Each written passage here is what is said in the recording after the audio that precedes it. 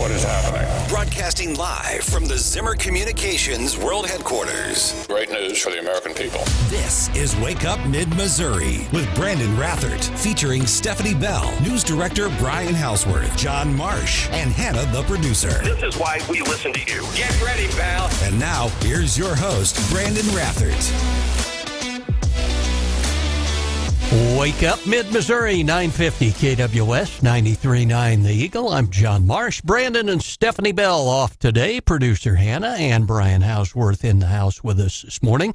Joining us this morning, a regular guest in with us, from the Missouri chapter of the National Federation of Independent Business, our buddy Brad Jones. Good morning, JM. What's up? How's J. Bradley Jones with us this morning? I'm up. It's dark out. I only do this for special people, you know. We should fill in the wake up family, Hannah, that Brad said he was already, set his alarms and everything, promptly woke up at 2 in the morning? 2 o'clock. Man. Yeah, I decided, as I like to tell Brenda, I decided to wake up and think about everything. There you go. Everything that could be thought of. I and then some. Yeah, I solved the Middle East. Everything got solved between 2. And here's what really irritates me. I'll fall asleep about 15 minutes before the alarm goes off. Yeah, there you go. Oh, yeah. that really makes you feel a lot better after you've had that 15-minute nap. No, you usually feel about 20 times worse. That's exactly right. You are correct. It's one of I those, think honors are in the mix because producer Hannah is now a married lady. Congratulations. Congratulations. Thank you. The Repping a audience. new last name this morning. Yeah, there you go. We're gonna have to change the business cards, aren't we? Yeah, I'm already not looking forward to the process of legally changing all of that stuff.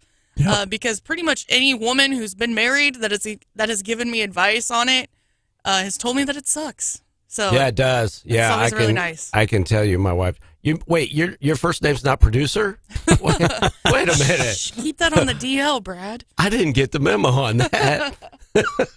Congratulations, Hannah. Thank That's great. you. That's Thank great. I you. saw some of your Facebook pictures. And they were cute. Well, Quite thank the you. event. We'll talk more about that in the days to come and do the deep dive on it, right, Hannah? Yeah, lots happened. Lots of stories. Are you going on any fabulous trips? Because, I'm kind of all about the eat and drink and travel and music type thing. So, We're hoping to take a honeymoon in the spring, maybe. okay. Yeah. Very Maybe something in Tennessee, go up in the mountains. We haven't That's fully nice. That haven't would fully be decided good. yet. That was good. Brad's the world traveler. Hannah, he can definitely hook you up on some places. I know he's headed out this weekend, aren't you? I am headed south. I'm going down to Gulf Shores, Alabama for the 20-umpteenth Meeting of the Minds, where all of the Parrot Head faithful will be meeting down there. A few thousand of them. The Buffett mourners, huh? Yeah, it's going to be a different thing. Well, it's going to be a different thing for a lot of reasons. One, Jimmy's no longer with us, and they're doing a really nice tribute, I think, Saturday night.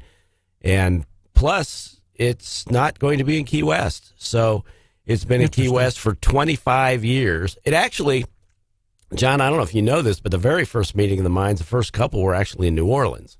And then they moved it. Yeah, then they moved it down to Key West. And what happened down there is the Casa Marina, which is a huge resort, but it was so perfect. I mean, they put the stage up right out on the beach. I mean, at night, it looked like a postcard. It looked exactly where you should have. Like a Buffett album cover. It almost was, because there's a little dock that ran out there and a big palm tree. And there are more pictures taken down there. So anyway, we're going to be at Gulf Shores this year. But the Casa Marina got bought. And as happens, they renovated it, and they are renovating it. And when they come out of it, those rooms are going to be real expensive. No, one of those deals.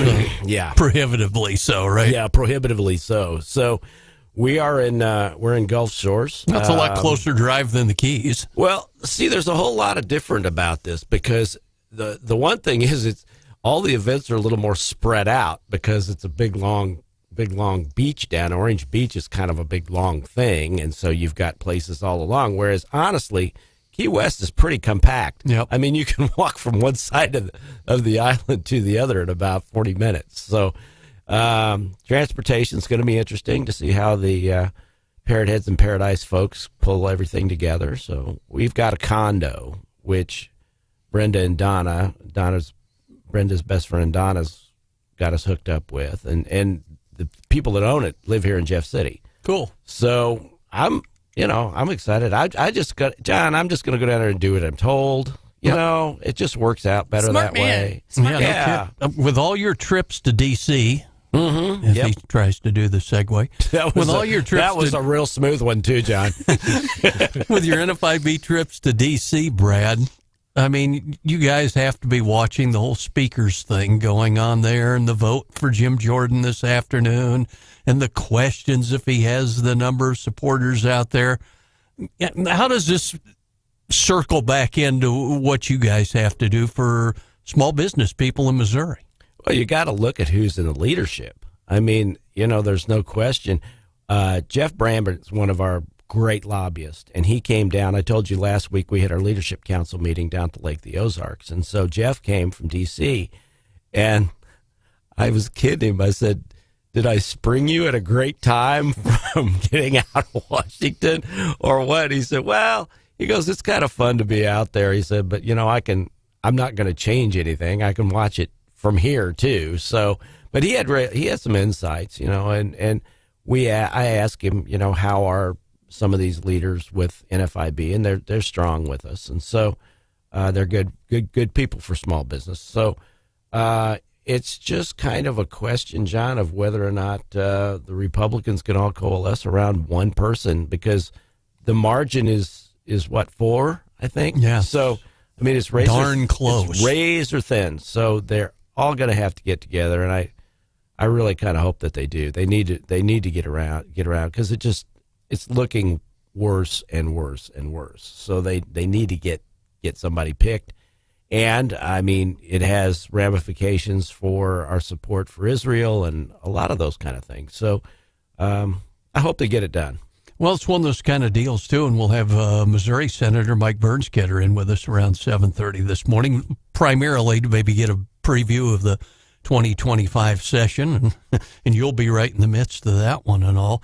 But that's, this whole thing, I think we keep cycling back. It's like deja vu all over again for Missourians, watching what went down in our own Senate, the GOP infighting, and how it's going on Capitol Hill. There seem a lot of similarities there. Let me tell you something. We had a NFIB staff meeting out in Denver for the first time in 4 or 5 years, I guess. We were in Indianapolis, and then we had the pandemic, and, of course, then we couldn't get together.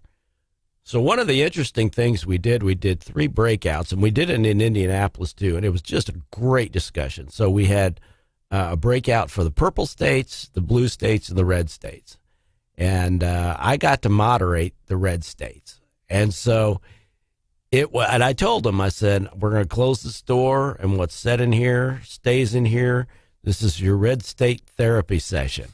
And so they all laughed. And what I'm going to say is that just because you're in a ruby red state doesn't mean that you're going to, put it on a postcard, send it over there and say, these are the things that small business wants. Now, please go ahead and get it passed. It's not all rainbows and lollipops as far as being a business lobbyist. And I had everybody go around the room and talk a little bit about what it was like, in their state, and, are there issues?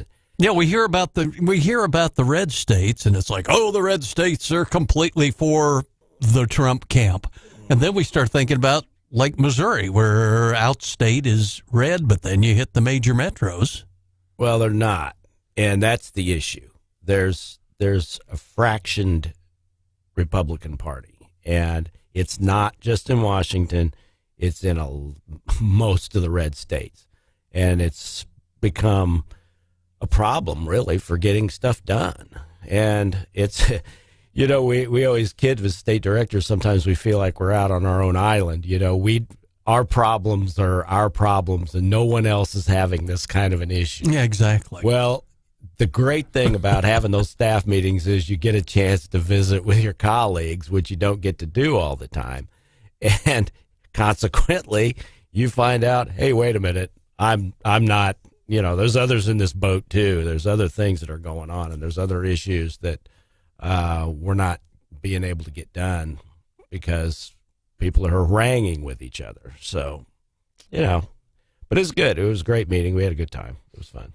Well, it's one of those situations where you think about small business individuals, let's say in Missouri, NFIB members, that sort of, they go through the survey that you do on a regular basis and all, and can relate to one another. But I can see how you guys are, sort of a step back from it as the business lobbyists for the group for across the U.S., and it's kind of hard to compare notes as opposed to the business people comparing notes. It is. Right?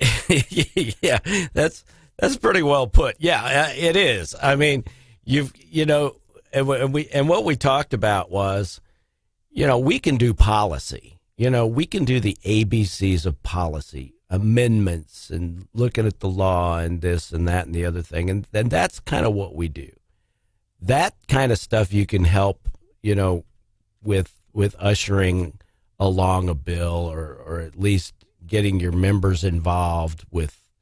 But what we can't do, John, is mediate personalities.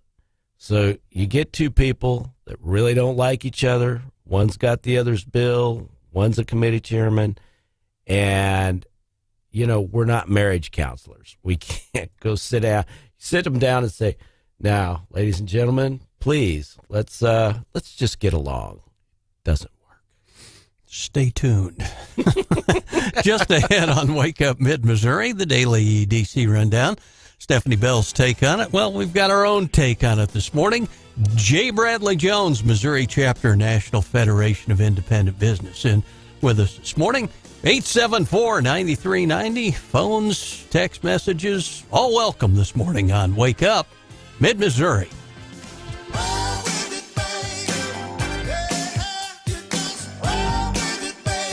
This is Wake Up Mid-Missouri, featuring Branden Rathert. The story that matters to me most in the news is the ones that get people excited, the ones that are inspiring.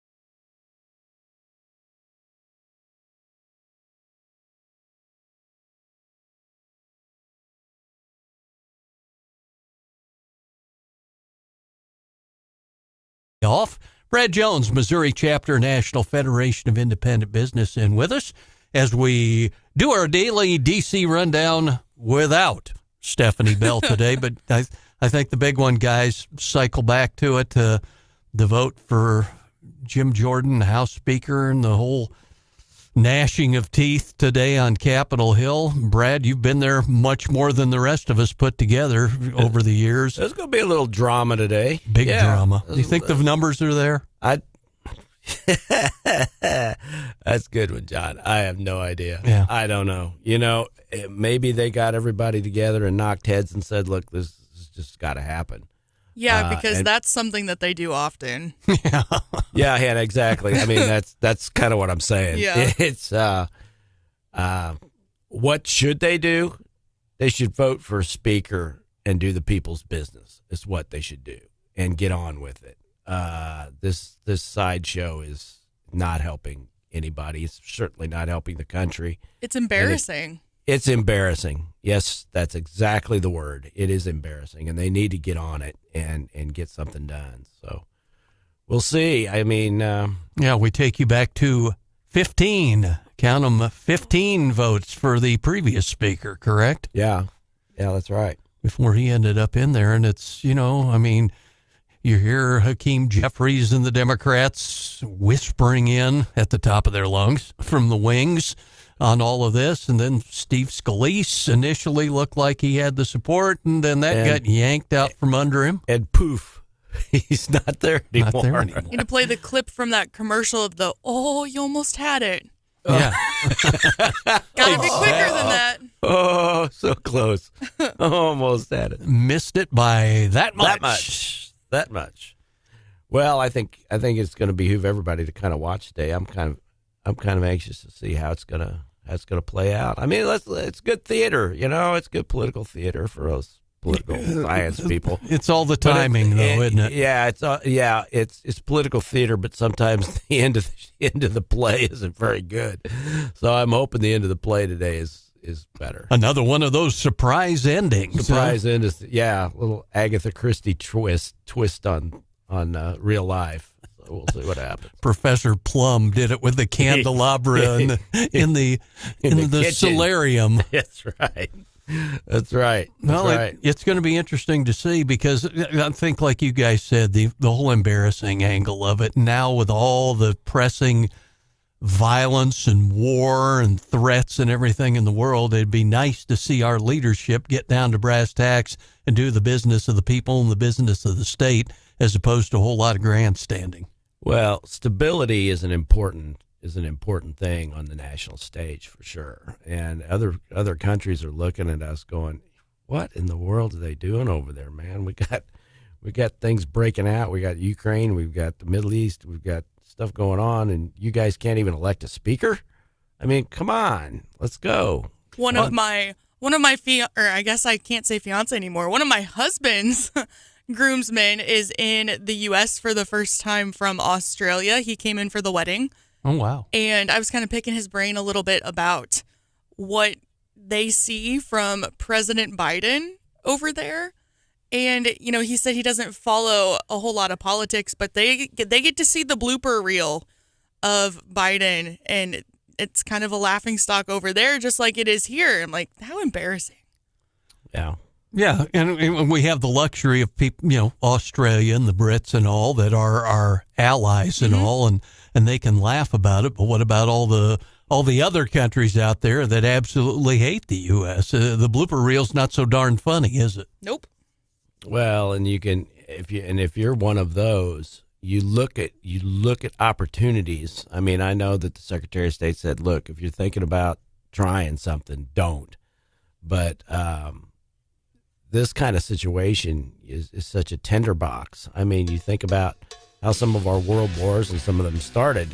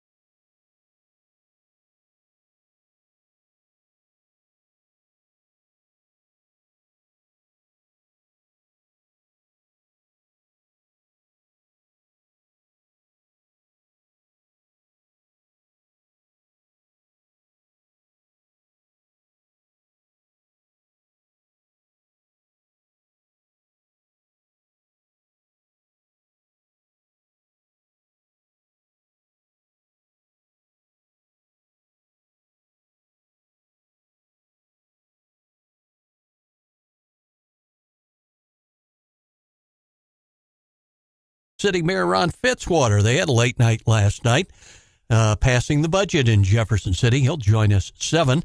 Senator Mike Burns-Ketter from Mid-Missouri, 2025 session preview. We'll talk to the senator around 7:30.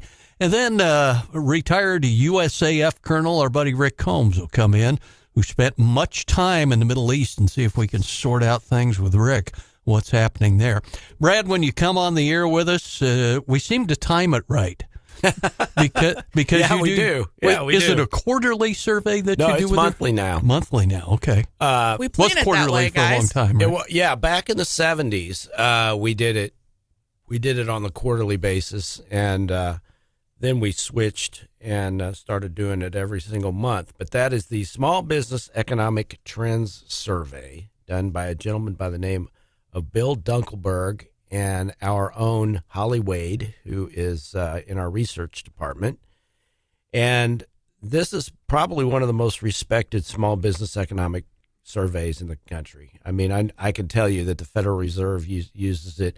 There's a lot of very important people, much more important than me, that look at this survey, because It's very telling. it's very telling, John, and it's really a litmus for what's going to happen. I mean, it's when you look at some of these numbers and then you look at really what happens in the next 3 or 4 months, it's a real good indicator of. It's kind of a so goes small business, so goes the country kind of a. Well, and it's one of those kind of deals, because I think for Wake Up Mid-Missouri family out there listening, like, well, that's all fine and dandy, you know. I guess I shop at small businesses and all, but what's in it for me?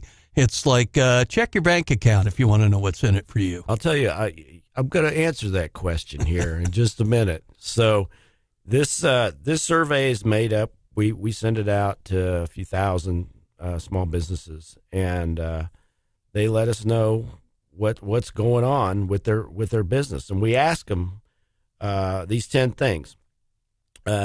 Your plans to increase employment, your plans to make capital outlays, spend it on themselves, plans to increase inventories. And one of the ones that I look at first is, do you expect the economy to improve in the next 6 months? Expect real sales higher. Current inventory, is it too low? Current job openings, that's another one that I look at. Expected credit conditions, is now a good time to expand, and earnings trends. So what we do is we take all 10 of those things, and then we assign kind of points to it. It's based on the percentages, and we put together what we call the Small Business Optimism Index. So we've got this index, which your listeners really don't care, but just so they know kind of an idea, the 49-year average is the number 98. Right now we're at 90.8. And this last month, we had actually kind of bumped along, John, for a couple of months, and it was getting better. This last month, things tanked. I mean, not good. We were down 5, and the expect the economy to improve went down to -6. Now, this thing doesn't swing much. I mean, it incrementally gets better, and it incrementally gets worse. A -6 on expecting the economy to improve is bad. I mean, and this is from the people who are in the trenches. That's right. They're the first ones to know. They're the very first ones to know. The other thing that went up is last month we had 40% of our small businesses that said that they have job openings they can't fill. It went up to 43%. So that had been trending down. It had been all the way up to 55, back in, and it had gotten down to 40, but that started going back up again. That was kind of telling to me. And it's hard to imagine, John, we've got 43% of the small business people out there that have jobs and they can't fill them. It's almost half of them. I know. I mean, it's major. And the number one issue right now for small business is inflation. And they're the first ones to know what's going on because they order goods and services. Those goods and services, guess what? They go up. What happens? Well, you increase prices. Then on the other side is the labor issue. So they've got their good employees. They want to keep them. they pay them more. To get more good employees, they have to pay them more. So you've got those two things that are major drivers of inflation. It's a catch-22. It's a catch-22. You push on the balloon in one place, it's got to come out somewhere. And that's exactly two of the factors that you look at as far as inflation. And I think when you just make the big circle of life here, and you look at the fact that they don't think the economy is going to improve, it's the fact that there has been no indication that this inflation problem is going down or it's going to be better in the next 6 months. Brad Jones in with us from Missouri chapter, NFIB, 874-9390. Calls, questions, comments, texts on Wake Up Mid-Missouri this morning. Brad, something, too, that we've been watching, we've talked a lot about on Wake Up Mid-Missouri. Some of these states, California, for example, talking about what? Of statewide minimum wage for fast food workers of what, $20, $25 an hour? $25. I can't think of a worse time to force. Pretty good if you're the guy getting the $50-some thousand a year as a fast food worker. That's true. But absolutely, walk into some of those restaurants, you're going to talk to the AI kiosk. That's who you'll talk to. That's right. That's exactly right. So I've always been sort of amazed in talking about the minimum wage because I shouldn't say this. Well, that's okay. There's clergy, that come out in favor of the minimum wage. And I think, every time you raise the minimum wage, there's a certain percentage of folks that lose their job, either to a kiosk or there's, other people that take their place. I always wondered what was so godly about that, about those folks it's great for those that have them, but for those that lose their jobs, how's that benefiting them? Well, especially when you twist it down to small businesses right here in mid-Missouri and all. I know when we talked to you at the height of the pandemic, there are a lot of businesses in mid-Missouri and NFIB members who went away and didn't come back. Oh, I know.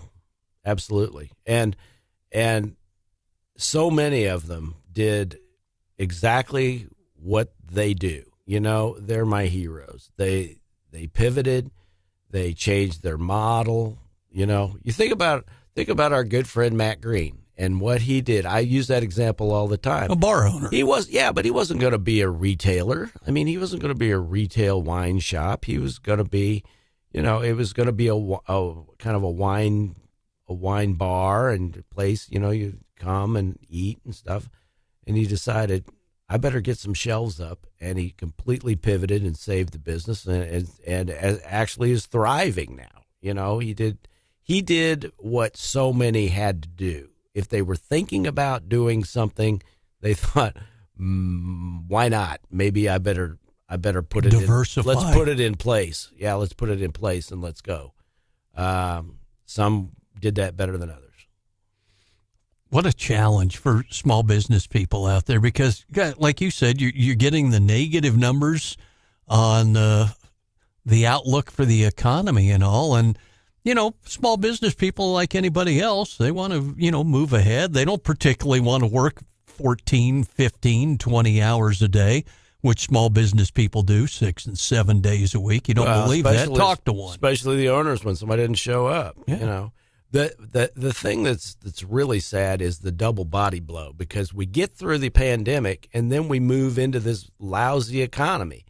The only thing that's kept us out of a recession, it's been kind of strange, is people keep buying. That's the one interesting thing about this economy. We had a 2% growth, gross domestic product last month. That's not bad. That's kind of bumping along okay. So it's even in this report, it says, the Small Business Optimism Index even indicates that we should have been in a recession, but yet we're kind of not yet just because everybody keeps buying, So, and I don't know what's going to happen. There's other segments when we talk about the labor market. It's even worse when you're talking about construction, you're talking about skilled work that you need to have done. I've always kidded, those folks that are coming out of Lynn, man, they can tell you where they want to work, how much they want to make, and what. I mean, they can State Technical College of Missouri, ranking eventually up in Ashland. Those guys can write their ticket. I'm telling you, because the economy needs them badly. It's hard to find those folks. What do you tell your small business members? And I know you've got a real core of them out there that are very loyal and been members of NFIB for years, if not decades and all. Man, how do you coach them? It's hard to coach them. I mean, you don't have to coach them. They know what's going on. I mean, they're the ones, if they've been in business for a while, they've seen cycles, and they've seen it get bad, and they've seen it get good. And but this labor market being so tight, and even this survey, talks about labor, even when they try to hire people, 93% of them don't find the people that they need to get the job done. And that's kind of depressing too. Brad Jones in with us this morning from Missouri chapter of the National Federation of Independent Business as he paints yet again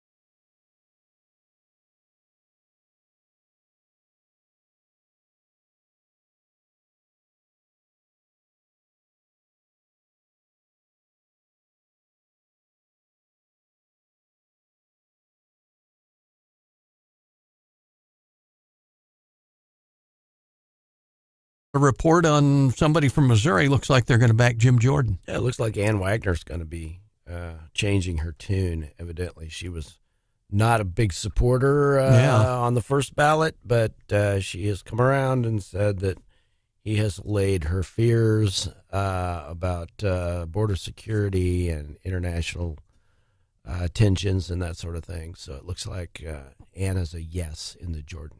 He's quite the conservative and always has been, isn't he? Yeah, he is. He is indeed. I don't know. I don't know where the rest of the delegation is. I really don't know. I don't really know. Wow. It'll be interesting to see what transpires when the smoke all clears on that one. We kind of pitched going into the break as we're talking about your NFIB Missouri survey and optimism survey. Sometimes optimism. Not the unoptimistic survey. Subjective word there. Yeah. What about older workers? Is that a solution for some small businesses? Because a lot of people who plan to retire, and then we saw 2008 kick the slats out of a lot of people's, 401ks, and then we've seen it again in this whole cycle. What are you hearing from your NFIB members about actively pursuing older workers or enticing current folks to stay on the job? I know you talked about somebody you knew with a body shop. Uh-huh. Yep. No, older workers, absolutely. The body shop, I've got a member over in O'Fallon, and he knew of a retired gentleman who was really good at painting cars, and he called him and said, "Man, I need help." And so he comes in a couple, 3 times a week and helps with the painting. Let's face it; those are when you want to get your car painted, John. You kind of want somebody who knows what they're doing, especially the prices of materials and body work and all that. Now, I know, and that's another one of those areas where you getting skilled people is a hard thing to do, and keeping them. Yeah, we were talking too. One of the areas that I don't think most people realize is we've got a real child care issue in Missouri and everywhere. But I know to the point of where major manufacturers are even talking very seriously about it, right back to the staffing crisis. Well, they're talking about, to the point where they're going to be putting in their own child care facilities and spending the money to put their own child care facilities in their facilities. Smart. Well, it is. It's not an easy thing to do because it is, and it's very expensive because I don't know that there's an industry on the planet that is more regulated than childcare. So, getting all the dots and T's crossed is going to be a problem. But we've got rural areas, John, that just don't have adequate child care. And if you're a parent, you've got to make a really difficult decision. You're going to have to stay home with your child, not work. So I think we've got a group of folks out there, and it's probably pretty large, that would really like to be at work, but either financially or the fact that there just isn't availability of child care, they got to stay home with their kids. And it is, and we've heard some of those major manufacturers across mid-Missouri talk very seriously about, for lack of a better term, insourcing that child care, right? Yeah, absolutely. The problem is I don't know that that's a solution in some of our rural areas. I don't know that you've got a big manufacturer. You may not have a big manufacturer, or the churches sometimes are reluctant to take on that kind of liability, and there's all kinds of issues, and then you've got the labor issue. You've got to pay these folks to come and that's not an easy job. No, it's not an easy job, and the hardest is infants, babies, the older kids, but the babies need absolute total attention.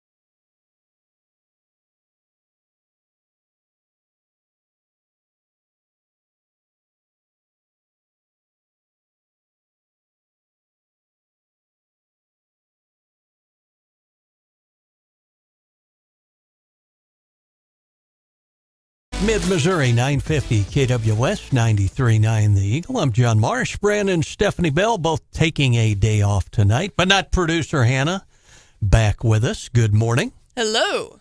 Ryan Hauswirth in the house as well. Brad Jones, Missouri chapter of NFIB, the National Federation of Independent Business, helping us handle the chores this morning. And joining us, Jefferson City Mayor Ron Fitzwater. Ron, welcome back. Thank you. Good morning. Beautiful fall morning. Busy night. Chambers both in Columbia and Jefferson City. You guys charged right ahead and got a lot of budget work done in Jefferson City last night. We did get our budget finalized last night, and it was great. We had a meeting 2 hours right on the dot, so council was pretty efficient, but we did indeed pass our budget. I think we've got a great budget for the city. I compliment Councilman Hensley, who chairs our finance committee, so therefore chairs our budget committee. He did a great job of maneuvering the budget through the process. I tried to give them a good budget. Unlike last year, we had to send the first round back and have a do-over. Council accepted, or the budget committee accepted, and did some tweaks to it, made a few changes. One of my priorities survived it, so I appreciate council supporting me on that. And, I think we've got a budget that represents the needs of our community, certainly takes care of public safety. We now have our new contracts with the FOP and with fire. Of course, they were done. Fire was done about a year ago. FOP we finished up a few months ago. FOP was done about a year ago. We finished fire a few months ago, and we had the dollars to do it. So I think it's a very good budget, and I think the people should appreciate what we built into it. What are you hearing from the fire chief and the police chief in Jefferson City about their numbers staying constant? I think the fire department's been kind of ahead of the curve, haven't they? Yeah, fire's been very fortunate. I believe chief indicated that they had filled their last position. Police department is still trying to fill a position. We approved a $50,000 program to do some additional, more aggressive advertising. We're also working with Gary Plummer and the Jefferson City Chamber of Commerce on a talent program that they're operating to try to work with business in general. But between our program and theirs, we're hoping to be able to assist Chief Wilde in bumping our numbers in police. But they are pulling a little bit behind fire. With this economy, that's another sector that's having a hard time filling positions too. We were talking about the technical jobs, your construction people, anything that has to do with really skilled labor. Law enforcement and firefighting has also been another one that there's a lot of communities that are looking really beating the bushes and looking for people. And again, with the inflation going on right now, you're going to have to pay more for them. That's just the way it is right now. So that's another the public sector or the private sector both are having the same issues with labor. Well, and it takes a special person to be in those jobs. Sure does. You're right. You want a special person in those jobs. Absolutely. In today's environment, they not only have to have the law enforcement training, but they have to have the mental health training and being able to assess much differently. Temperament. Yes. And so, yes, it takes a special person, and we've got a building full of them here in Jefferson City. I'm so impressed with what they do, how they do it, how they represent our city, and yes, it has been a challenge, and we'll continue to work with them, and that's why we put some additional money. We are lucky, yes. Jefferson City Mayor Ron Fitzwater in this morning with us on Wake Up Mid-Missouri. Thanks so much, John and Brad. Brad Jones doing a fantastic job guest hosting today, both of you guys. We appreciate it. Mayor, it's a pleasure to have you with us live. I had a chance right before we left Moberly to go up to Moberly and interview Brian Crane. He was up speaking at it was basically a community briefing with Congressman Graves, and right at the end when he was getting ready to leave Moberly, he obviously has taken the position in Jefferson City. He was very excited, although he choked up talking to me because he loved Moberly, but he's going back to his hometown. How has he done? What does he bring to the table as city manager? Well, he is doing a great job to get started. Obviously, Lincoln graduate, Elias graduate, so it's great to be able to get him back in the community. But he's doing a great job. He's got a steady hand. I mean, we looked very carefully as we were trying to find a new city administrator. We knew the qualities we wanted. We wanted someone that felt comfortable in the Capitol. I mean, he's not going to be over there lobbying, but he needs to be our representative. But also with groups around town, with Lincoln University and with the county and with the Regional Economic Partnership, he just has that steady way about him. He doesn't get real riled. He tries to seek information. The staff members that I talked to seem really excited to have him on board. I think he's done a good job of communicating with them. And the position I talked about earlier is we put some dollars in the budget to hire a communications individual for the city to kind of bring back the old days, to assist him in getting the message out. So I think Brian is going to be an amazing asset for our city, and we're so excited to have him here. He really, Ron, I know from his time in Moberly, I've known Brian a long time since he was a Jefferson City councilman. He was pretty instrumental in getting some pretty healthy grant dollars into Moberly for some projects up there. He did both on the economic side, and he did some very creative things on housing, which we are very excited about. Not only housing units, so multiple unit projects, but one of the problems that we have in this area is infill housing, and he had taken an aggressive approach in Moberly on some of those empty lots where you have to knock over a home, or a home is maybe damaged by fire. He had a very creative process in doing some infill, so we're very excited to work with him. He brings a lot of assets to the table. He's excited to be here. Young family man. Of course, his wife has worked here in town for a couple decades, so he hit the ground running, and we are so excited.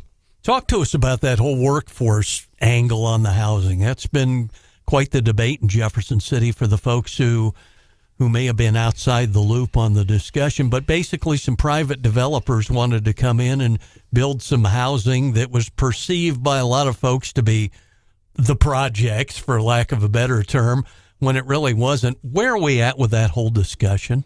Well, it was unfortunate. It's been about a year ago that issue come up. It was not presented to council appropriately. I thought there were a lot of members of council that had no idea. They were just kind of hit within maybe a week or so when the packet came out. They weren't brought up to speed on what was going on, and community members got agitated about it. There were a lot of factors in play, and they got voted down. This year, we tried to take a different approach. We tried to keep council involved. We tried to communicate.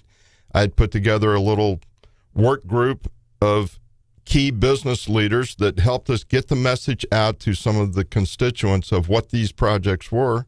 And we've had 2 of them presented. So like last year, where it was passed 6-5, we had 2 projects adopted with 10-0 votes, and not one dissenting individual coming in speaking against the project. So I think it's communication. I think it's having a vision for the city and trying to implement it. And council has been very supportive. We're so excited.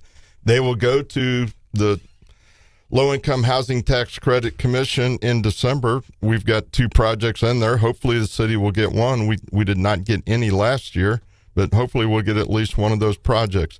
It's not going to solve our housing issue, but it is a piece. We've got a housing crisis across the board, from low-income workforce housing to million-dollar homes. I mean, finding professionals that can move into this area. So we've got to attack it, and we are working on it, but that's a very critical piece, and I think we have got the 2 very good projects, one kind of in the middle of the city behind the Lowe's area, and then one on the far west side. So hopefully one, we'd love to have both of them. I know it was an issue. I know we talked right in the midst of that whole debate. It wasn't just a Jefferson City question. It was a mid-Missouri thing where I know they were having, what was it, one of the factories in Eldon was renting out housing all the way up in rural Callaway County in the Old Summit area just to help out their potential staff with a place to live. Yes, it's a central Missouri issue. Obviously, we would love to see some of that built here in our city, but we've got to take care of our small employers and our large employers who say, we can move people into this area. We have no place to put them. So corporately, our corporations are sending them to plants in other locations. selfishly, we want those jobs to come to Jefferson City. So we have been aggressively working with them, and I think we've got a housing strategy. We now have a vision of what we want to be. We've got people on the same page, and we're working together. There's a couple local committees that are focused on it. We're trying to be resources. Some of council members are involved in those. As I indicated, I've got a task force that we can activate when we need it, but we're trying to educate the community that housing is a crisis, but it's got to be done appropriately. It's got to be done with a vision. It's got to connect the dots, and that's what we're trying to do. That's what we were lacking, and I think now that people see how the dots connect, they have been very supportive, and I think we're going to continue, and now we've got to get our house in order in City Hall so we can get those developers in, get the projects approved, and get them shovels in the ground. Well, it was one of those kind of deals. I guess it all kind of spun together, as we remember. It kind of became almost a PR crisis where the opponents, had the idea, well, not in my backyard. Then the HDC money, the HDC folks weighed in and said, boy, you've got a lot of debate, a lot of controversy there, and they turned thumbs down on that HDC funding. At the same time, a like-sized unit or proposal in Columbia got some money. So the challenges are out there, but it's still an opportunity, I guess. It is, absolutely. And again, it's having a vision for what you want to do. Bring people to the table and talk to them, and then move forward. I'm very excited about December. I hope that the commission will approve. Like I said, one of our projects, it'd be great to have two. That's kind of greedy. They typically don't put that many in one community, but they skipped us last year, so we'd be happy to have it made up this year. They owe us one. Yeah. Jefferson City Mayor Ron Fitzwater in with us this morning on Wake Up Mid-Missouri. Just ahead, the big question of the hour. What's hot with Hannah? Well, John, it's October, which means it's almost the holidays, which means Thanksgiving stuff's starting to roll out. It never fails. Never. Does it?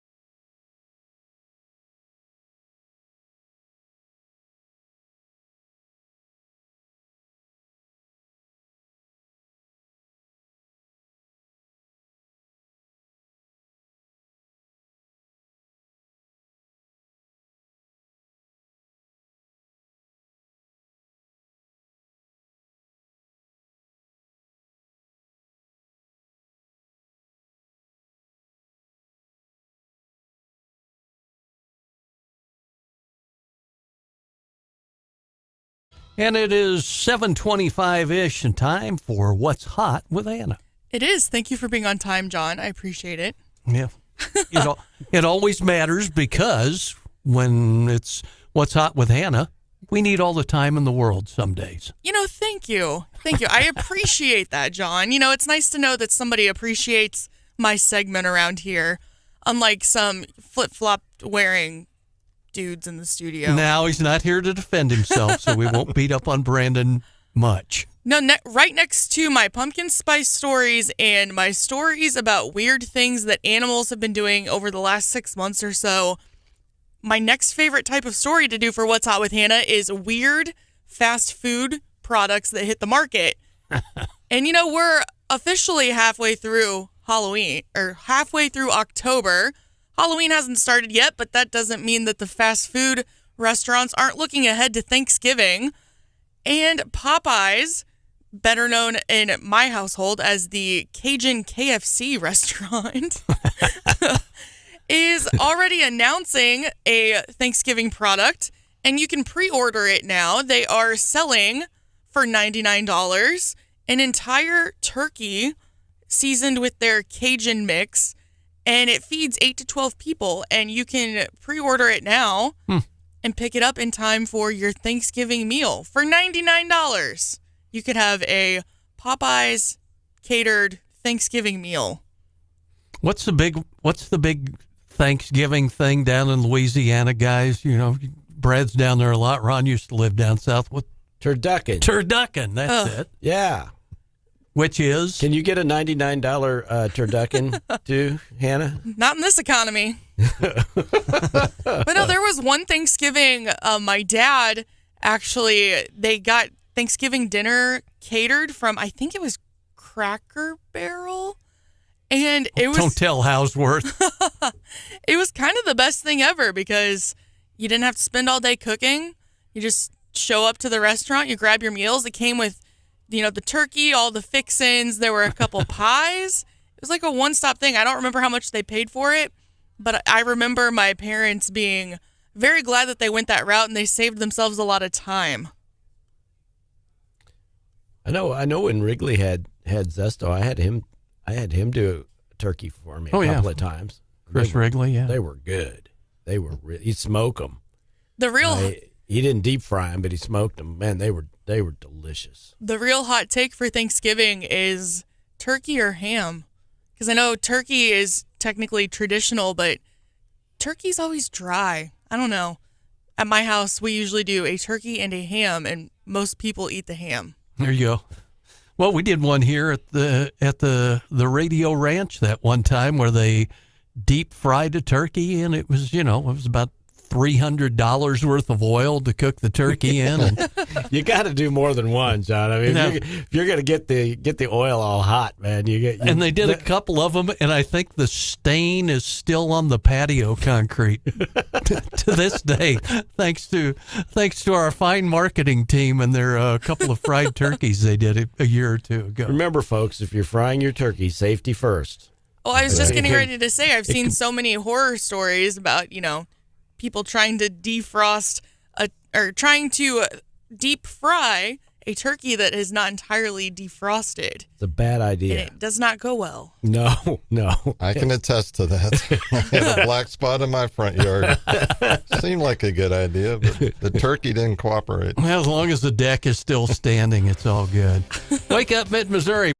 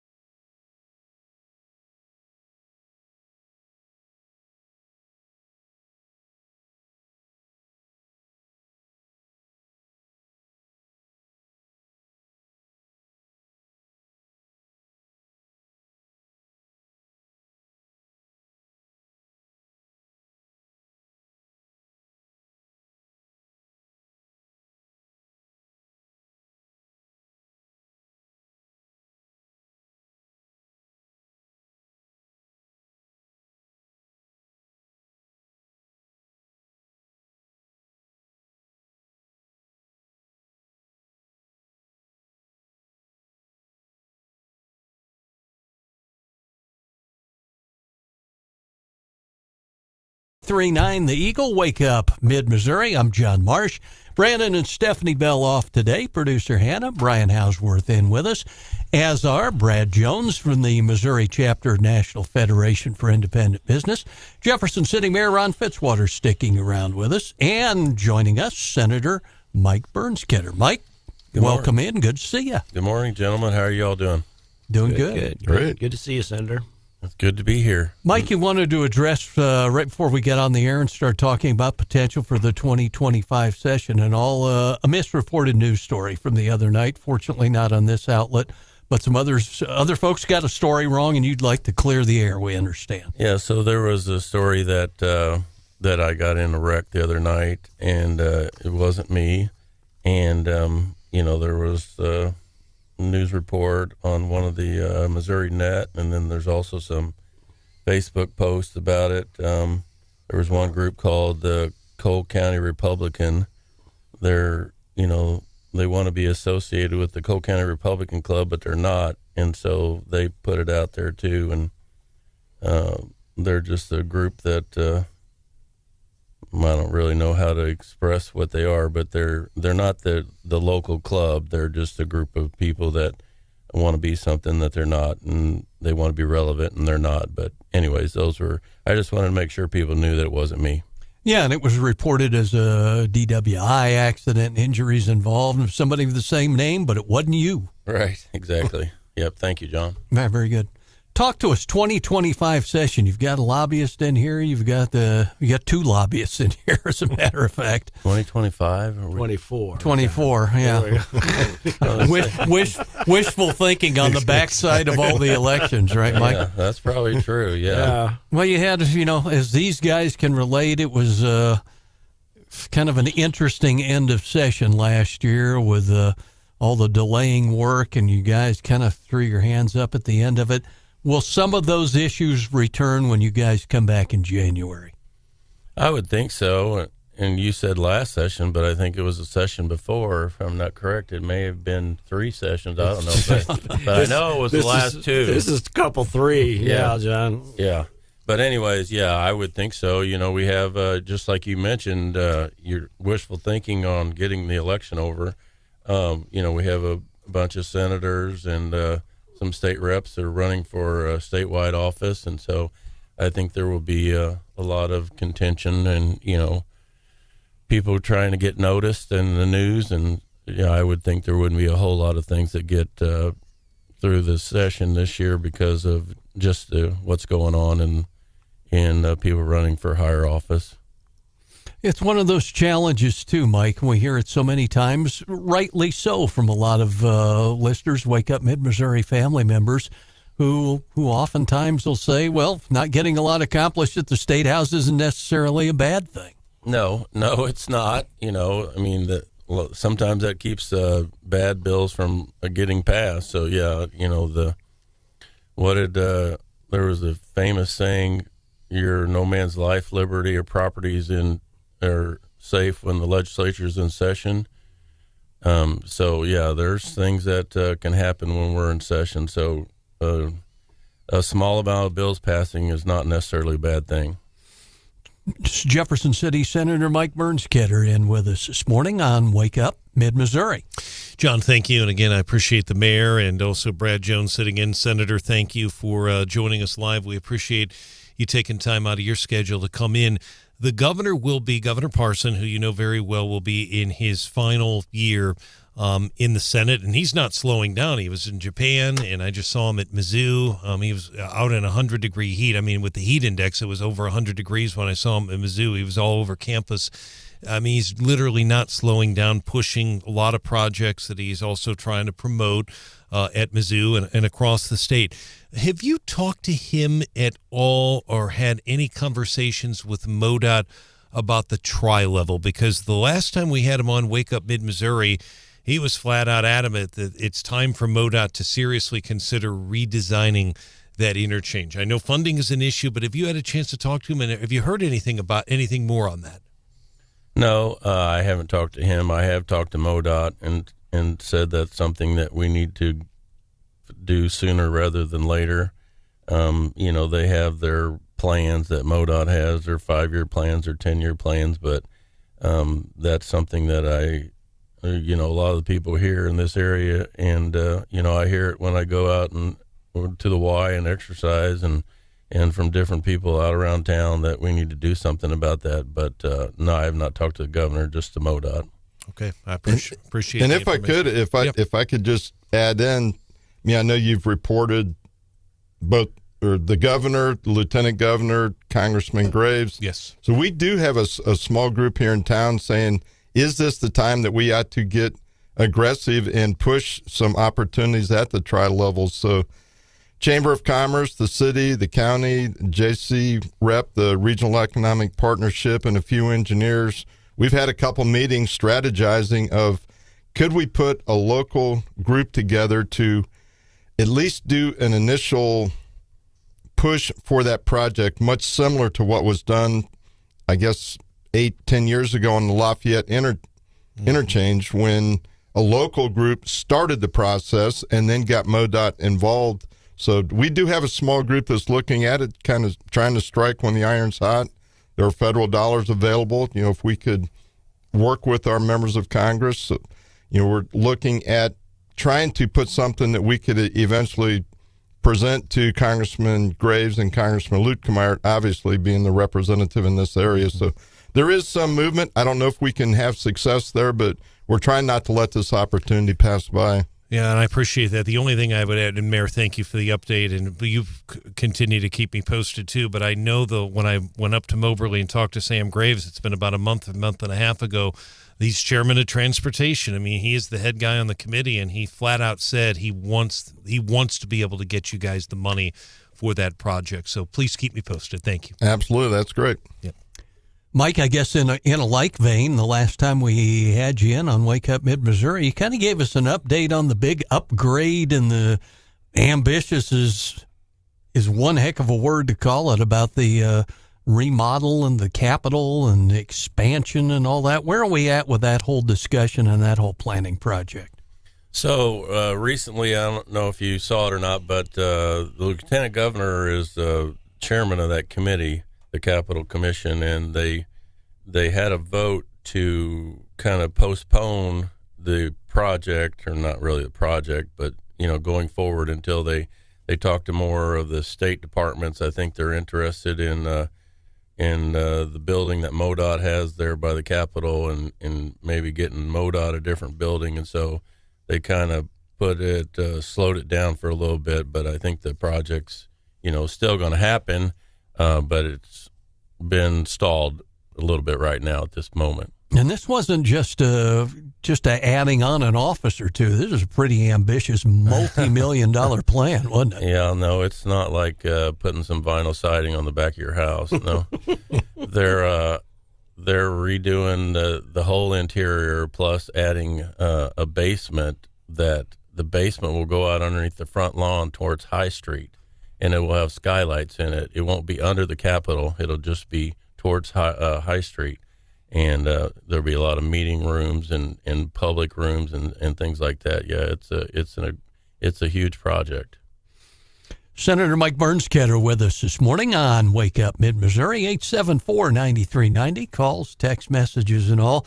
Mike, I know you've been quite the supporter by nature of what you do for a living. As the owner of a pest control company, you are a definition of a small businessman and all, and you've been very supportive of small business issues over there. I guess maybe a question to Brad, what kind of things you could be pitching to Mike and everybody else over there regarding some breaks for small business? Well, we had the economic development bill last year that had 3 or 4 things in it. One of which was Senator Fitzwater had a nice piece in that particular bill, and it passed the Senate. It was one of the rare things that actually passed the Senate last year. Yes, so I'm hoping we can get that back. It's going to be a good bill, I think, especially for young entrepreneurs, people just trying to start their businesses. We can't have small businesses. Very, very few people, start a large business. Have you noticed that? They tend to be small and get bigger. So I'm really hoping that economic, or the ones who start large businesses end up all of a sudden having small businesses. Yeah, it could go the other direction too. So I think Mike and the Senate gave that bill a good look last year, and we got it over to the House, and then guess what? Personality's gotten away, and it didn't get passed. So that's one I know we're going to look at. The other one we were talking about, Mike, is we've got a lot of people out there that aren't working because they've got to stay home with their kids in the child care issue. I know that there was a bill last year that passed. It did get past the House. It didn't make it into Senate. We'll be looking at that again next year, too. I mean, I just reported we got 43% of our small businesses out there that have jobs they can't fill. So there's a huge number. Isn't that big? I mean, it's unbelievable. The average on that, too, John, I was going to tell you, the average on that over 50 years is like 20%. So it's way more than double the small businesses out there that have got jobs that they can't fill. So. Well, talk to the senator, Mike. You can relate. That's right up your alley, isn't it? I mean, even with a nice force of family members helping out with the business and all, I know you've told us that you have those same challenges finding qualified pest control folks who'll stay on the job with you. Yeah, absolutely. And my youngest son and his wife are getting ready to have a baby, and you know, as soon as they found out they were having a baby, they started looking for daycare, and that was even hard, 9 months in advance. So it's very difficult for people to find childcare. So, yeah, I'm very interested in trying to come up with a solution for that. And Brad, we've been carrying the bill the last few years about the indexing the rate of unemployment. Yes. So that one's, hopefully we can get that across the finish line this year. That bill's had an interesting history. Yeah, it passed. I don't know, 8-10 years ago. Yeah, because Senator Keogh at the time, I think, worked on it with us, and then it got overturned in the courts. It got vetoed. Oh, that's right. It got vetoed. Got vetoed. So we'll keep working on that one. Yes. Mid-Missouri Senator Mike Burns-Ketter in with us this morning as we preview the 2024 legislative session. That would be the year after this one. Branden.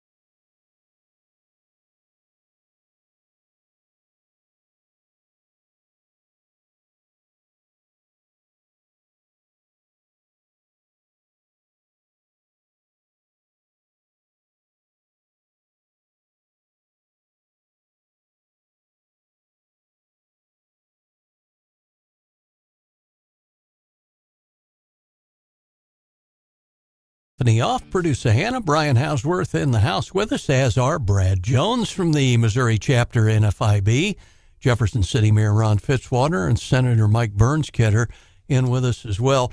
Mike, I think a lot of folks out there probably, if you talk to you, when you talk to your constituents all across mid-Missouri, they're wondering another round of potential tax cuts for Missouri taxpayers. Is that something that could come back up after you return in January? Absolutely, yeah. The tax cut idea will come back. We had a lot of discussion about last year. The Senator Eigel had I guess he had a tax cut. We passed it out of the Senate, and then it got too big, and then we passed another one, and then he said it was too small, and so he just likes to have something to complain about, I think, because he had an opportunity to get a tax cut done, but first it was too big and then it was too small. He's kind of like Goldilocks. It has to be just right. That was the big challenge. I mean, we in the media and their detractors called them the Chaos Caucus and all. Mm-hmm. And I guess that's our stock question that we ask you every time you're around. Do they said they disbanded and moved on, and that was kind of a I'm from Missouri, show me kind of thing. Do you think we'll be back to that square one again in January? Well, I mean, I think it'll be part of that, definitely be part of that. But also, like I mentioned earlier, a lot of those guys are in that caucus who are running for statewide office. And so I think it'll be a little bit of the chaos, a little bit of the posturing. But like I said at the beginning, I don't think much is going to get done this year because of, and I heard Senator Eigel say on one of the radio stations that they extended a olive branch last year, and I didn't really notice. It seemed more like a thorn bush to me than an olive branch.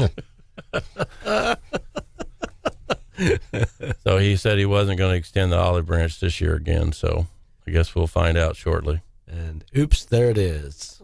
One of the things I was going to ask, I was going to talk to you because it affects both folks we've got in the studio.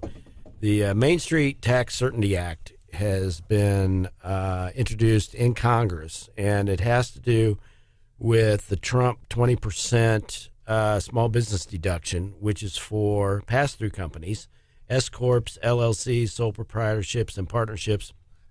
NFIB is working on it now. If we don't extend it or make it permanent, December 31st of 2025, it's going to go away, and millions of small businesses are going to see a 20% increase in their taxes. So we're kind of on it now. Jason Smith, the new chairman of the Ways and Means Committee in Congress, had the bill. He has given it to someone else because he's kind of busy. He's kind of a big deal now. Yes, he is. Really proud of Jason. Yeah, I'm very proud of him too. He's such a good guy. So anyway, I just wanted to let all the small business folks out there know we're on it now because, at the breakneck pace that Congress moves, we probably need to start now. So anyway, just thought I'd throw that out. Small businessman, the senator over here, listening closely and all. And Mike, that's one of those challenges. It's funding, and it's also in your business a lot of regulation too, isn't there? Yeah, there are regulations, and there seems to be more every year. They get depending on who's in charge up in D.C. The EPA decides this chemical is not safe or whatever, and they take it off the market. I think what they say, this chemical would make your babies be born naked or something like that, so they take it off the market. Ooh, that's a scary thought.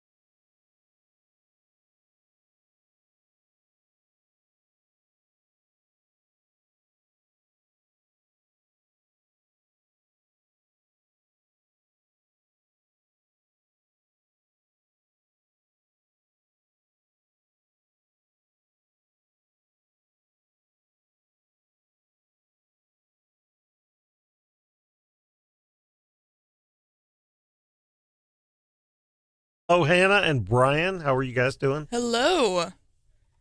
All's well, I assume. Oh, yeah, just recovering off of a little party I had over the weekend. The new married lady among us. Congrats again to you. That's right. Thank you. Yeah, we need to promote, too, coming up at 8:25, the Morning Bell Business News with a twist, with or without Stephanie Bell. The stock slipping a little ahead of the bell on Tuesday today, and conflict in the Mideast driving the stock market and all. Rick, maybe a rollback on your time in the Air Force as a fighter pilot. You spent plenty of time in several conflicts in the Middle East. Sure did. The first and second Gulf Wars, and assisted big time with the Afghan issue. So campaign. I hate to call it the Afghan War. We never declared war, so who knows? We were there 20 years and no declared war. So it's kind of an interesting situation. Well, with all the many years you spent over there, TDY and PZS, as long as you were over there, your take on this whole situation over there, because American military has spent plenty of time over there supporting Israel and dealing with all the other factions over there, and you were right in the midst of it.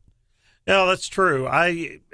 The events that are occurring over there are happening at a breakneck pace, and it's hard to predict what's going to happen next. But I know the last I heard, the Hezbollah is firing at Israelis back and forth across the border with Lebanon, and so Israel's already hit a couple of sites, a couple of the airports in Syria, Aleppo, and they're at Damascus. So it looks like it's expanding out. And then, of course, you've got Iran that's threatening to get in a situation if Israel actually does a ground campaign into Gaza. Iran said that they will retaliate, and so it's a mess right now. And of course, we've got the aircraft carrier, the Gerald Ford, is over there now, and I think it's the Eisenhower. It's going over to join it. So 2 carrier battle groups, that's a lot of firepower there. And I think that's more directed at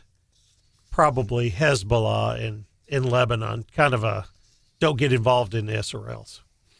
Your take on it and all, this is nothing new, and I know, being in the Air Force as you were, as an officer and all, you guys were schooled in this whole situation pretty heavily, not just the warfighting side of it, correct? Oh, absolutely. From A to Z. And I spent some time at Central Command Air Force at Shaw Air Force Base, and I spent a year in planning on that. So when they talk about the plans to attack Iran and all that perhaps Trump had at Bedminster, or is it Bedminster, or down in Florida at Mar-a-Lago, I helped write some of those plans. So it's an interesting time. I also heard yesterday that we've got 2,000 troops that are deploying to the region, boots on the ground, and they're being very specific. These are non-combat roles, just an advisory and assist role. I think we heard that in Vietnam, didn't we? Just advisors. And that's what started out with the whole special operations side of things. And if you don't believe there aren't special operators from the U.S. military constantly on the ground in all sorts of countries in the Middle East, you are sorely mistaken. Absolutely. And it's an opportunity. If you look at we have troops in an aircraft in Iraq, and we have troops in Syria, and that's an opportunity to get American servicemen killed, wounded, maimed, what have you. So even though you may not be in a direct combat role, when you're in a combat zone, things happen. Well, you can think back to Desert Storm and the Scud attacks on the military barracks and all that were in Saudi Arabia that were hit, and those were, they were non-combat arms individuals, and a bunch of them were killed. I spent some time running to the bunkers. Yeah, I know that very well. The Scuds, people said, well, they're not very accurate. Well, they don't have to be super accurate. They just have to horseshoes explode. And hand grenades, right? Yeah, they don't have to be super accurate. I remember the Scud that went through the roof of the dining facility, and those guardsmen from Pennsylvania killed 60, excuse me for my memory, but it was like 60, 50 or 60 killed. In Saudi. Yeah, in Saudi. Yeah, I remember that very well. Rick Combs in with us, retired United States Air Force Colonel, 874-9390. Questions, comments, text messages for our guest. How worried should we be about Iran and saber rattling and all their threats towards the U.S.? I mean, they are working hard on their nuclear program, aren't they? They are, and I'll tell you what, their conventional program is pretty far advanced. They're almost completely self-sufficient on weaponry. And to give you one example, their drone program is world-class, and they're shipping drones to Russia that Russia is using in Ukraine. And so this is not a backwoods country, a kind of a North Korea that relies on China. Iran is very, very self-sufficient on conventional capabilities. And me personally, I don't know this as a fact, but I would assume that you have Iranian sleeper cells stationed all over the world, throughout the West, throughout the United States. And with our border situation, with our borders as porous as they are, I wouldn't doubt that we don't have sleeper cells all over America. That's scary, isn't it? It is. It should be of concern to people. We've let people come in this country by the hundreds of thousands and millions now in the last few years. A floodgate. They've caught almost 200, I think, people at the border, 150 to 175 now at the border that are on the terrorist watch list that are walking across into our country. One has to presume that a good portion are actually getting through, if those are the ones that are caught that are on the terrorist watch list. And that's the terrorist watch list. You can't figure out what's in a person's mind or in their heart.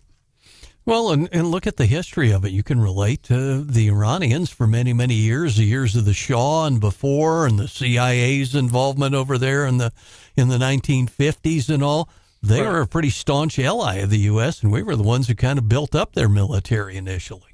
We did, actually, and they were pretty good allies of the U.S. And we, of course, we dumped the leadership in Iran in 1953 for the Shah, and he was sort of our puppet over there.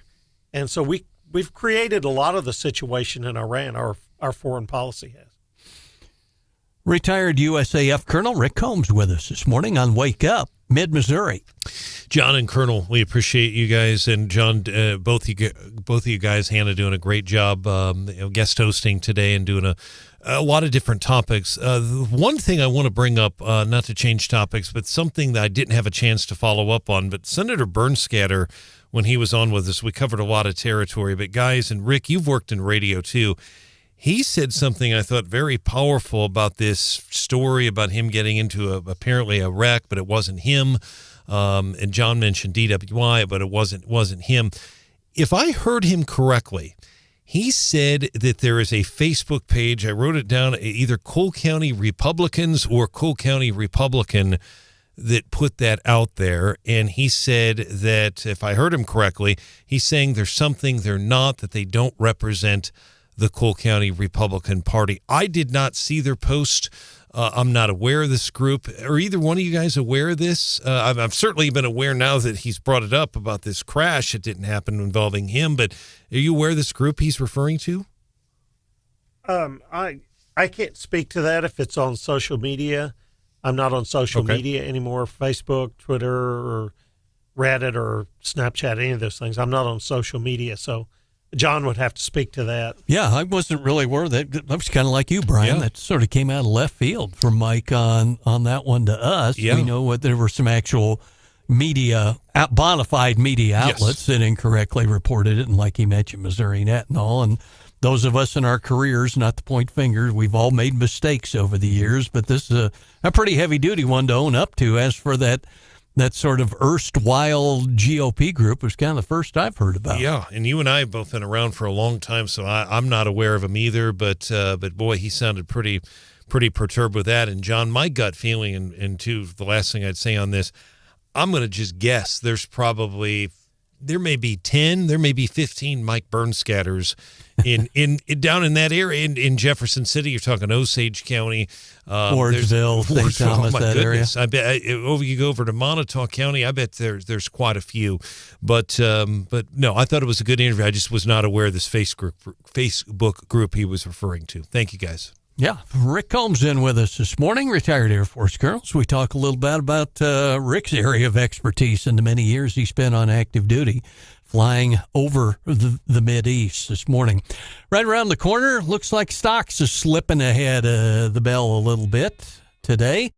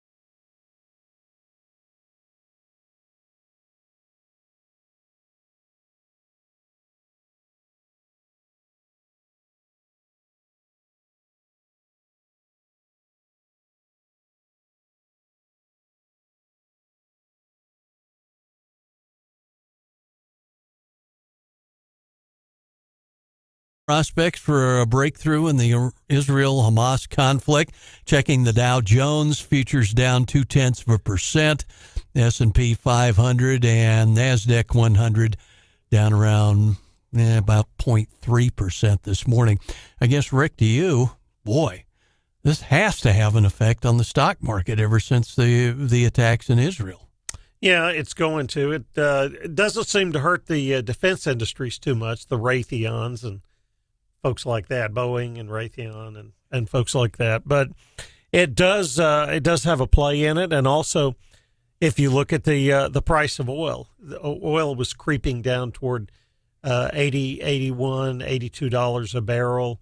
And yesterday I saw it as 87, and it's been as high as 90, 91. And that's $4 a gallon is what that translates into, folks. That's what it really does. And so the price per barrel, a lot of people sort of roll their eyes. What does that mean to me? Every time you fill up your vehicle, you'll know. Yeah. Especially, you can relate to that as well. And it's one of those situations, I guess, and that's what kind of why we brought you in, to look at the bigger picture here. And I know the whole angle we've heard about the Iranians and their threats and, and the Hezbollah trying to expand it into a second front and then the Israeli-Lebanon border and all. But like you said, the whole sleeper cell angle, ever since we've been involved over the past, gosh, how many years since 9/11? And the early 90s was Desert Storm. Oh, absolutely. And I don't doubt, my opinion is, and this is my opinion, I don't have fact-based, I don't want classified documents saying this or anything, but my own opinion is that from whether it's Syria or Iran or any place like that the jihad bunch, I suspect they've got fully formed sleeper cells here in the U.S., and they're ready to kick off on, the go time. Somebody's going to contact them, said it's time to go. Yesterday or day before yesterday, I guess it was, an individual screaming Allahu Akbar in Brussels, Belgium, shot and killed 2 Swedish nationals with an AK-47, and to my knowledge, they're still looking for the guy. But that could very easily be America, very, very easily America, where people are just gunned down in the streets, run over by vehicles, stabbed with, sharp objects, knives, machetes. And we've seen some isolated incidents of that kind of terror. We had the Arab couple in Southern California who went in and shot up a gathering of people. We've seen several of these that were. Or they're at Fort Hood in Texas. Yeah, exactly. Fort Hood, I guess, but you have various folks like that amongst us, and who are they? And I've heard people say, well, that's sort of paranoia. And ask the Israelis if you can be too paranoid. Well, then you're back to the other day. Well, and we've been really at arm's length from this kind of terror attacks here. And the whole complacency angle seems to roll in, doesn't it? Yeah. And, they're in Israel with that border with Gaza. You think, well, they've got sensors there and they've got cameras and motion detectors. And they were able to take all that stuff out. Yeah. And they took, part of it was, my understanding, is the Israelis, they took their rapid reaction forces and all that. And Egypt, for several days beforehand, were saying, hey, something's going on. They can hear the chatter. They know stuff that's going on. And they were telling Israeli intelligence. So the Israelis, for some reason or another, moved a lot of their rapid reaction forces and their military over to the West Bank, which is complete opposite direction. And then, of course, it hit. And they were, it's a mess. It really is a mess. And another aspect that a lot of people aren't talking about, certainly our media is not talking about, is the disarming of the Israeli people. In order to get a handgun in Israel, you have to really jump through hoops to get a handgun in Israel. And very few people in Israel now own handguns. And so you've got that. They used to store automatic weapons and ammunition at the kibbutzim, I guess they call it, and they don't do that anymore. So the Israeli people are they're relying on the military and the police department and all that to keep them safe. Wake Up Mid-Missouri.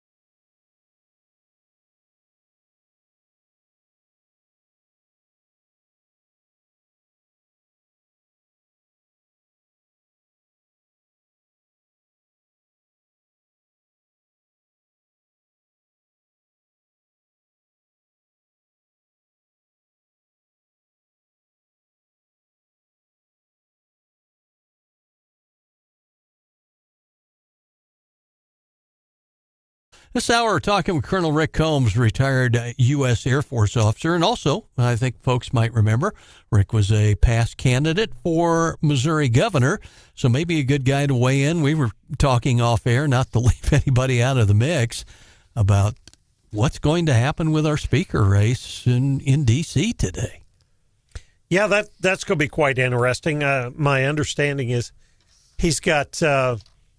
he's getting enough votes. He's fairly popular, and he's getting enough votes, but my understanding he's still short 10 or 12 votes, and that could be it. That could be the difference right there. You've got a good portion that they're calling the moderate Republicans or whatever they're calling them nowadays that are opposed to that, and should be quite interesting today. I don't know that he's going to have enough to get 217 votes. I just don't know. And then there was talk the other day. I heard a talking head on TV talking about maybe some of the Democrats will vote for Jim Jordan. That's not going to happen, folks. Yeah. Yeah, his voting record is pretty conservative. He's real conservative. Yeah, I think his heritage lists him as 95% or something like that on conservative votes. And the Freedom Works lists him like 95%, 95 plus for Liberty score. So he's super conservative, and then Donald Trump jumped out and endorsed him. So some of the representatives who hate Donald Trump are saying, I'm going to vote no against him because he was endorsed by Donald Trump. So it's a mess up there. And as you and I were talking in the break, I heard somebody say, several of the representatives over the weekend said, we need a speaker so we can do a resolution condemning the terrorist attack in Israel. And I said, really? That's the reason you need a speaker, is to come out with a resolution? Come on, folks. We've got to be a more serious country than that. Well, we think back to the days, and I know we've talked about it on Wake Up Missouri, Rick, that think back to the days of Tip O'Neill and all the battling with the Clinton administration and all that on Capitol Hill. But that was at least party politics there, fighting one against the other. This whole thing we've seen in the modern era and how polarizing, I guess, it all is when it's all a lot of it's GOP infighting. It is. It's a lot of personalities. Whereas before it was, I believe in higher taxes, I believe in lower taxes. Okay, we disagree. Now it's like, you got a big mouth and you run around town, or you do something and you try to fundraise off of it, pull a big stunt, try to fundraise off of it. So we don't like that. And we want our guy in. We don't want your guy in. You're supposedly the same party. One thing I can say about the Democrats, I'm not, I'm not a Democrat by any stretch, and I'm definitely not on the left. But one thing I can say about them is they get behind closed doors. They come up with a plan and they go 100% in the same direction. Boy, the Republicans can't seem to do that to save their lives. It's almost kind of a thing, and we keep alluding back to the Missouri State Senate and the conservative/chaos caucus here. Right. I think for a lot of people out there, they just want to throw their hands up and say, boy, I don't know, is the Republican Party a place I even want to be anymore? And I think that's why we've seen the growth of the Libertarian Party, as you can relate to. Well, yeah, but I tell you what, more so than that, the Libertarian Party is pretty strong in some states, fairly strong. Other states, it's not. It's not in Missouri, and don't know that it's going to be. If you look where there are voter registrations, and I know there have been several movements over the last couple of years to try to close the primaries and have voter registration in Missouri, and don't know if that's going to eventually happen or not. But if you look at a place like Iowa, the number one registered voter in Iowa is independent now. You get independents, Republicans, and Democrats. And it's just, you see, when you go to different places, independents, people, they're sort of walking away from the parties. They're Republican, Democrat. They're walking away from the parties and calling themselves independents. Of course, everybody in Missouri can do that because we don't have voter registration. We have voter registration here, but it's not by party. So we have the open primaries. And I just wonder, with a Republican House and Senate veto-proof and a Republican governor, I just wonder if this legislature over here over the next year is going to move to close primaries. It's an interesting thought, isn't it? It really is an interesting thought. It really is. John and Colonel, and two points on that. Number one, you're absolutely right. We have open primaries. We know that Senator McCaskill, through her PAC or whoever it was, put those ads out about Todd Akin. In the ad back in 2012, and think about this at the time. This is an ad that supposedly was attacking Todd Akin, and the ad said that Todd Akin even wants to get rid of the Department of Education. He calls President Obama a menace to civilization. Todd Akin, too conservative for Missouri. Well, the ad worked exactly the way she wanted it. The Republican voters flocked to the polls and selected Akin, but we now know that there were some Democrats probably that crossed over and voted for Akin as well. They thought he was probably the weakest candidate that was in that race. So that, by the way, that has never been cleaned up. You can vote if a Republican wants to vote in a Democratic primary. You certainly can, and vice versa. But the other point I wanted to make and ask you a question, Colonel, is this. You were on the stage back in 2020 at Westport Plaza, I believe. You were on the debate stage with Governor Parson and at the time Auditor Galloway running for governor. You were there. You answered the same questions the other reporters did. You lost that race, but Governor Parson is in now. He has, let's say, one more year left. What do you anticipate? What's your sense as far as his legislative agenda in the last year? Will it be ambitious, more cautious? What's your sense? I think it'll be more middle of the road, more business as usual, sort of status quo. I can't imagine he's going to really step out there too far as with just 1 year left. Mm-hmm. And I think he's probably just going to take a middle course. That seems to be the way, if in my view, that's what he's done since he got elected, is to take sort of a middle road on things. Yeah, it's just my opinion, and I think that's correct. And he'd have the rest of this year, so you still got 2.5 months, all of next year, and then part of January. So he is still there. But thank you guys. I've got to run, but you guys have done a great job. Thank you. Thanks, Brian. Colonel Rick Combs in with us this morning, retired U.S. Air Force Colonel, 874-9390. Calls, questions, text messages for us on Wake Up Mid-Missouri. Yeah, Rick, is somebody who ran for the governor's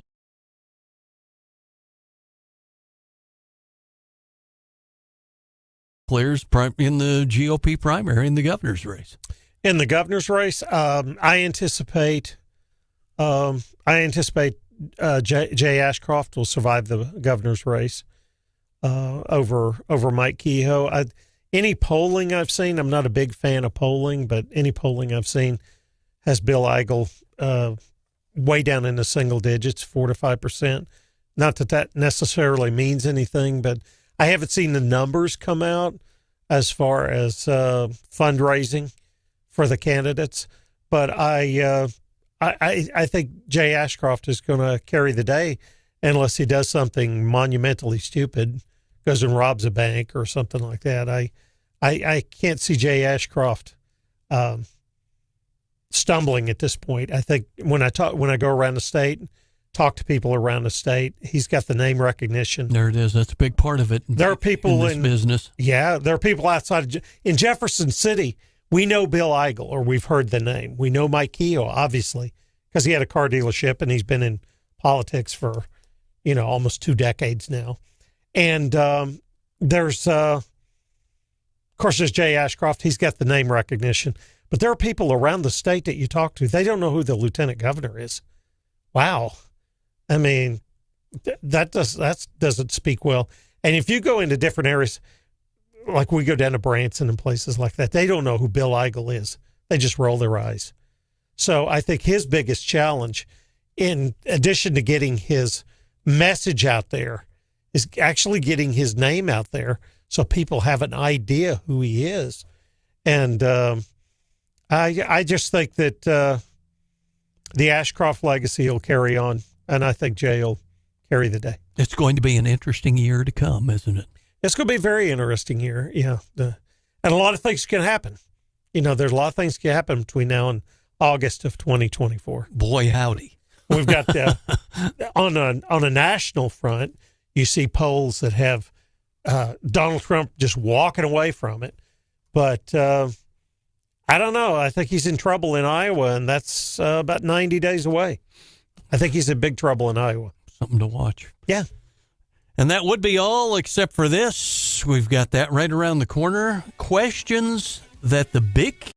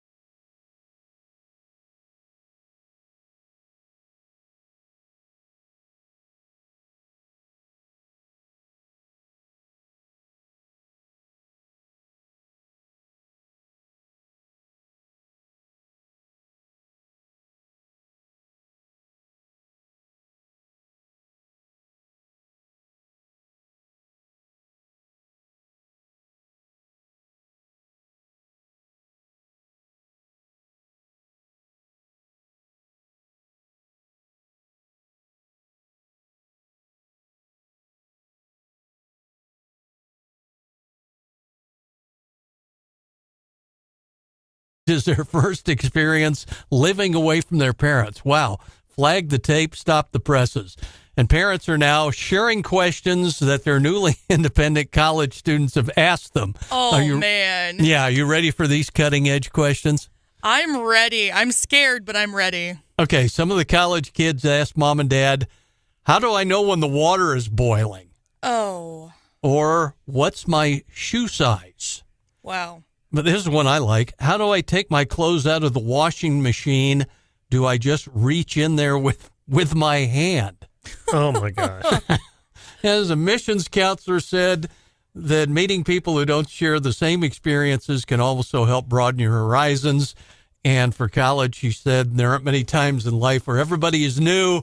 So chances are there are lots of people who feel the same way. And while the questions might seem embarrassing, kids ask them anyway. But any parent with a kid who's been off to college, or even Rick, who's got one maybe down the line headed that way, hey, Dad, can you raise my credit card limit? Oh, boy. And then now you know the rest of that story. The answer is no. So we laugh about it, but my sophomore year of college, I got an apartment with 3 of my friends in Columbia, and one of my roommates was getting frustrated with our dryer that the apartment complex provided us because it wasn't drying her clothes. Uh-huh. And all of us other roommates were like, well, we haven't had the same issue. And come to find out, she was not cleaning out the dryer lint trap, nor did she have any idea what a dryer lint trap was. She was astonished when we pulled it out and we cleaned it off for the first time. We're like, this is your problem. This thing will work a lot better now. Watch. Yeah. You know, it dries in one load now, magically. That's good. That's like the old thing of taking the bird's nest out of the dryer duct, right, Rick? Yeah, there you go. I like the one about how do you know when the water's boiling? Wow. Don't stick your finger in it. We're talking about a rudimentary level here in the kitchen. Well, you were a commander in the Air Force. I'm sure you had some junior folks who had time to time had, you can't get an answer if you don't ask the question, correct? That's right. I've got a real quick story I'll tell you guys. But we had a young airman in the Philippines, and he had bounced about $2,000 worth of checks. Ooh. Now, this is in the late 80s. So that's $2,000 in 1989, 1990. That's a lot. That's a lot of money now, $2,000. But he had bounced about $2,000 worth of checks. And we brought him in. I had the first sergeant, and I was the operations officer. And we had the first sergeant. We were talking to him, and he about melted down. He was upset, and he was worried, and he was perspiring. And he looked at me and the first sergeant, and he said, "There's got to be a problem. Those checks couldn't have been bad." And the first sergeant said, "Why wouldn't the checks? What do you mean? Why do you say the checks couldn't be bad?" And he said, "Because I've got a whole book of checks left." And immediately I looked at the first sergeant, and he looked at me, and we said, "Yeah, okay, we see what the problem is right here." We were going to possibly court-martial the kid, young kid. And he ran to his dorm room, and he came back, and he had a book full of checks. So the first sergeant said, "Sir, I'll take care of this one. Let me go talk with him." They went and had a discussion, and he gave him some rudimentary lessons on how to balance your checkbook. Bless his heart. Yeah. Did he get an Article 15 out of the deal? He did not, actually, because he made amends on it. He was a good kid. He was so scared, and he should have been. He had gone to the base exchange, the BX and things like that, and had written checks and $2,000 worth. And he said, "There's got to be a problem because I've got a whole book full of checks." So I understand that. And what was the pay for an E2 or E3 airman back in that era? It wasn't a lot of money. $300 a month, maybe. Yeah, maybe $300 a month, $300 a month. I was, as a second lieutenant, I started out $12,000 a year. There you go. That was in 1986. But you were on flight status. I was on flight status, so I was good to go.